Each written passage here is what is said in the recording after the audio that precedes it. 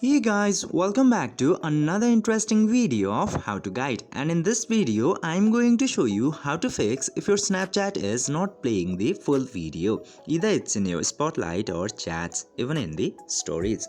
So let's start with the spotlight or the stories. Whenever you open your Snapchat, you can see the stories into here, and into these stories you will get so many videos. If these videos are not playing, there might be some internet problems or the problem with your app kit. First of all, try fixing the internet connection properly, and if it still doesn't work, just simply close this app and remove it from the recents. And after removing it from the recent, open it again, and after that your stories and spotlight videos will start to play again.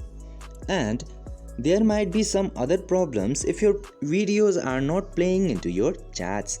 Whenever your videos stocks are getting closed into the chat automatically, there might be the problem with the video itself.